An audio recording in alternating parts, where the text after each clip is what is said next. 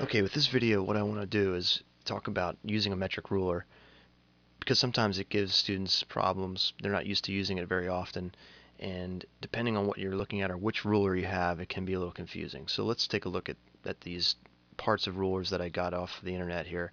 The first one here, you see you have a cm, and obviously that means centimeters, and what that means is the distance between the 0 and the 1 here is 1 centimeter. So each one is a centimeter. Okay? Now, sometimes you'll see a ruler, and I'll do it over here on the right. Maybe the ruler will say mm here instead of cm. I just erased that so you could visualize that. So you might have a ruler that says mm on it, and I have a picture, a larger picture down here to show you what I mean. This is a huge blown up picture that I found, but definitely you can see mm on there standing for millimeters on this metric ruler. So I've had questions in the past, or I've had hands raised and students say, I can't use this ruler, it doesn't have centimeters on it, it only has millimeters. Well, just keep in mind that that's not true because the millimeters are there in all of these rulers. The millimeters are the tiny lines.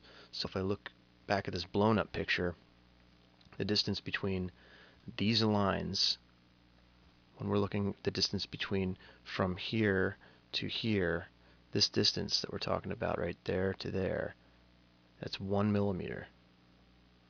Okay, that's 1 millimeter. So they're small, and there's going to be 10 of them. If you counted them up, there's 10 of them between each centimeter. So you have, if we start here, you have 1, 2, 3, 4, 5, 6, 7, 8, 9, 10. So there's 10 millimeters in each centimeter. Okay, so hopefully that can help you visualize what we're dealing with here. So on this ruler, as you look at that, you have these small lines again are going to be the small lines are going to be the millimeters. Each of these tiny lines is the millimeters.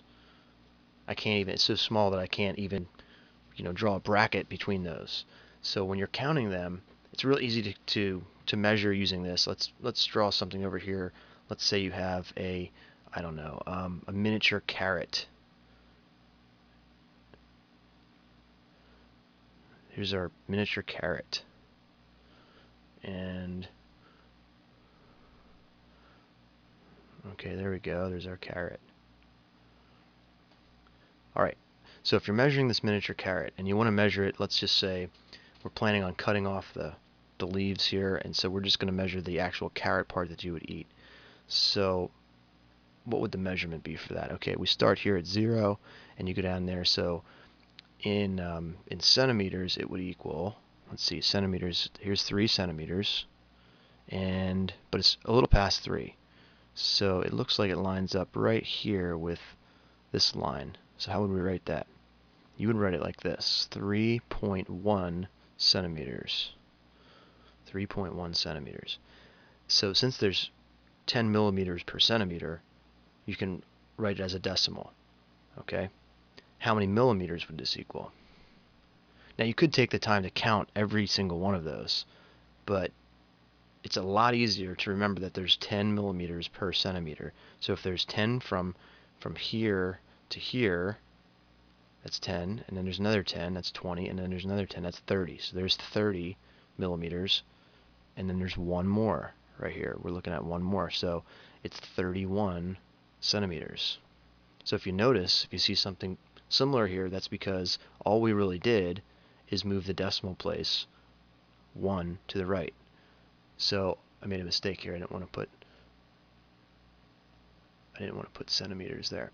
But all we did is move that decimal place 1 to the right. So that's what we're looking at when you're trying to measure different objects. So let's just draw something else down here and take a look at something else. Okay, so let's say we had a I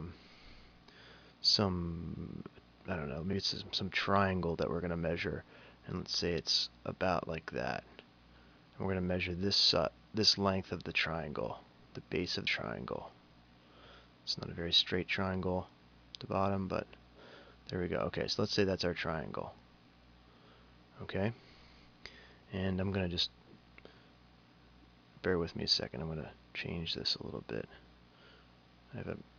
There's a method to my madness here. So we're going to have it go right about there. Okay, there's our triangle. Now when you measure this, just like we did before, let's try a different color here. Try centimeters and millimeters. So you can measure in each with this. So in centimeters we have, let's see, what do we have? Well, sometimes I'll have students, when they see something like this, they say, okay, it's 1.5, and they'll write it like this. They'll say 1.5 centimeters. But that is not what you want to do. You want to get away from using fractions in the metric system. You don't need to use fractions. You can use decimals because it's all based on powers of 10, and there are 10 millimeters per centimeter. So what you want to do instead is you want to use the decimal. So you're going to use 1.5 centimeters. Okay, so no fractions. No fractions using the metric system. And in millimeters, again, we can just move this decimal place 1 to the right, or you could count every single line if you really felt like it, but the smarter thing would be to multiply it by 10, and you have 15 millimeters. So that's just a quick review on using a metric ruler and reading centimeters, reading millimeters. I hope that was clear and you got something from that.